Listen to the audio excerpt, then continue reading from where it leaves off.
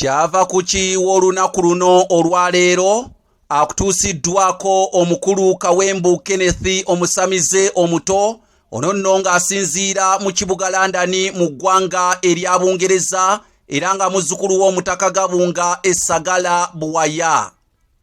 Ky'ava kuki ebirabo ebiweebwa Ssaabasajja Kabaka okubiyita Amakula.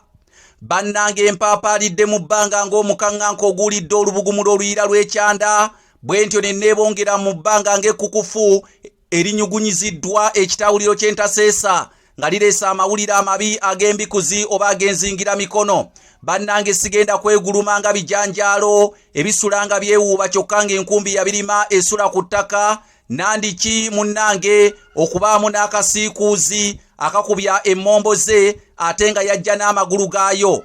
Mulungi tansukka bye biwanga ebiri ku nguudo. Mwana wa munywanyi wange tagenda butalya bye biwanga ebiri ekittante. Siva ku butaka byali biwanga bya mongoota ebyagwa essese. Bannange embeera gye ndimu yagutengutoole ng'omunyolo awoza n'omuganda. Abalugera abalutuusa nti wosula olumu obalawo enkumbi yalusula mugugu naye baali bateegayo abaateeka olutindo ku nnyanja Nalubaale batandike okuwunguka ebizinga by'ebuvuma.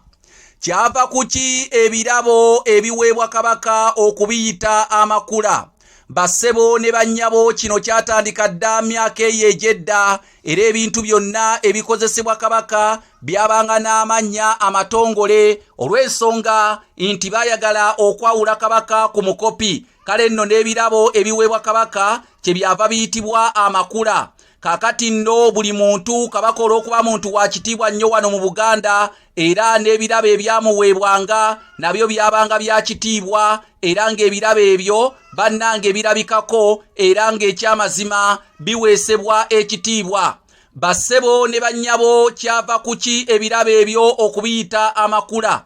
Kati nno olw'okuba ebirabo ebyo ebiyitibwa Amakula buli muntu yenna eyabanga awadde Kabaka ekirabo yafunanga ekirabo ekyo ekijja mu kitiibwa kya Kabaka. Kabaka ye muntu asinga ekitiibwa mu Bwakabaka bwa Buganda era ekitiibwa kye kya njawulo nnyo. Buli mutaka yenna amanye ekitiibwa kya Kabaka, buli mwami yenna ow'ekyalo amanye ekitiibwa kya Kabaka, buli mutongole amanye ekitiibwa kya Kabaka, ow'omuluka amanye ekitiibwa kya Kabaka, ow'eggombolola amanye ekitiibwa kya Kabaka. Ate ne Katikkiro ateekeddwa okuba nga amanye ekitiibwa kya Kabaka newankubadde waliwo okuva edda n'edda abaaweebwanga obwakatikkiro ate ne baagala okwegulumiza okwagala okuyita ku Kabaka nga Apolo Kaggwa oba oliawo n'abalala be munaanoonyerezaako kubanga Apolo Kaggwa ye kennyini yeeyitako ne Kabaka ow'ebweru ng'agamba nze Kabaka ow'ebweru oliyo ow'omunda ne yeerabira nti yali mukopi ate nga n'okumunoonyereza kwe abamu batugamba nti teyalina musajja muganda wabula yali musoga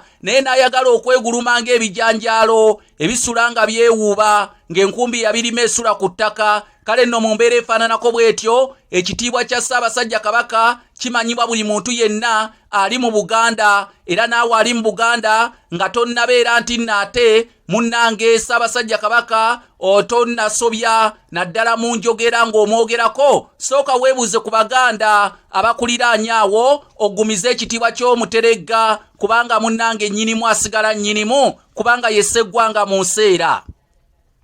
Bassebo ne bannyabo ekitiibwa kya Ssaabasajja Kabaka olw'okubanga kyabanga bwe kityo. Kale nno bwe yabanga alambulako eri Obuganda ayi Ssaabasajja Kabaka abantu bonna bajjanga omulabako. Buli muntu yenna yanoonyanga kikyanaawa Kabaka oba oliawo kye twandiyise ekirabo. Kaakati bwe yatunulanga mu bikajjo bye yanoonyangamu ekikajjo ekirungi ddala ekisinga ebikajjo ebirala byonna. Ekyo n'akimenya n'agamba kijja kgenda wa Ssaabasajja Kabaka era n'akiwunda bulungi nnyo. Ne wegaabanga matooke enkota y'ettooke ng'agiyunja ng'agiteeka mu bigogo ng'agisabika bulungi nnyo. Kaakati ng'agamba ejja kgenda ewa Ssaabasajja Kabaka. Kati ekintu ekyo omuntu kye yabanga ayagala okuwa Kabaka olw'okukitonaatona n'okukirabisa obulungi olw'okuba agenda kiwa omuntu ow'ekitiibwa ekintu ekyo abaakirabanga baamugambanga ekyamazima kati lino kkula lyennyini. kale nno ekirabo ekimu ekyaweebwanga kabaka olw'okubeera nti nno kiyonjezza era kirabika bulungi kyayitibwanga ekkula. Kaakati bwe kyayitibwanga ekkula n'omulala bwe yaleetanga ekirala n'omulala bwe yaleetanga ekirala ne biwera awo nga byonna buli omu akireese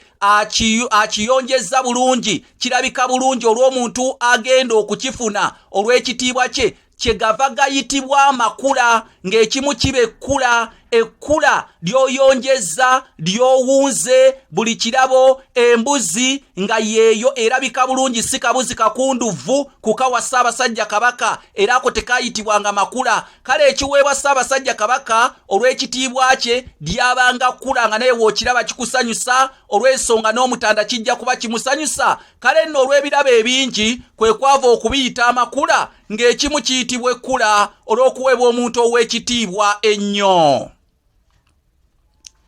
Nze Kanoonya Juma omulangira Nantatembeka afubutuka ebukerekere eyo mu Busiro mulimbula bazinga.